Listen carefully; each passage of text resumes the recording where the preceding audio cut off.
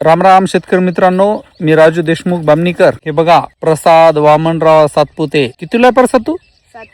सातवीला आहे, अंबरवाडीला. प्रसाद, आज कस काय आला आंब्याच्या बागेत?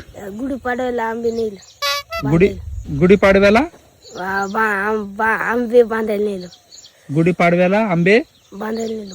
बर, मग काय न्यायचं आता आंब्याच्या झाडाचं आपल्याला? डाकळा. काय न्यायचा? डाकळा. ढाकळा न्यायचा. हम्म. आणि त्या ढाकळ्याला आंबा बी असला पाहिजे असं न्यायचं? हो. म्हणजे कसा ढाकळा न्यायचा? हे इथून असा तोडायचा. इथून असं तोडायचं का? हो. तोड ना मग तिकडून. कसं तोडायचं? एक आंबा त्याला आहे ना असं तोडायचं. थांब. हो का, आमच्या प्रसादला मी आंब्याचा काय तोडून द्यायलो? डाकळा. आंब्याचा ढाकळा तोडून द्यायलो.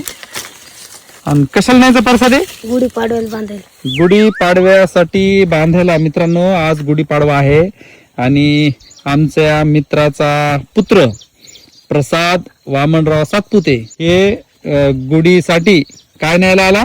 डाकळा. ढाकळा न्यायला आला. गुढीसाठी ढाकळा का डहाळा?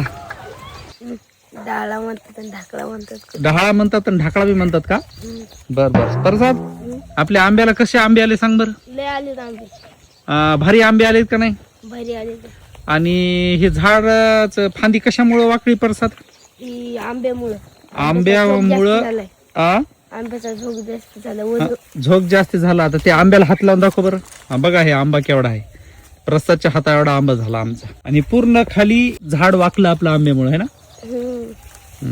प्रसाद, कितीला आहे तू शाळेमध्ये? 7वी. 7वीला. बर, कोण आहे शिक्षक तुला? कांगणेसर. कांगणे सर. कोणत्या शाळेत हे प्रसाद तू? संत नामदेव विद्यालय अंबरवाडी. संत नामदेव विद्यालय अंबरवाडी. अंबरवाडी. अभ्यास करतो ना चांगला? हो. बर. हे बघू शकता मित्रांनो, आपल्या आंबा बागेतील आंब्याच्या झाडांना अशा प्रकारे हे आंबे आलेले आहेत. हे बघा, या झाडाला पण भरपूर असे आंबे दिसून येत आहेत. काय म्हणला प्रसाद? पिवळे पडायले आंबे. आंबे पिवळे पडायले. तर कुठं पिवळा पडला प्रसाद? दाखव बरं. कुठे? हे का प्रसाद दाखवायलाय. हे आंबे पिवळे पडायले. तर पिवळे पडायलेत का केसरी पडायलेत? केसरी. केसरी ना? हो, केसरी पडतात आधी, मग पिवळे. हे केसरी पडतात आधी आणि नंतर पिवळे पडतात. मग हे आंब्याचा डहाळा आहे का ढाकळा आहे? डाळा. मग ढाकळा कसं म्हणायला तू? पडला. ठीक आहे, धन्यवाद मित्रांनो.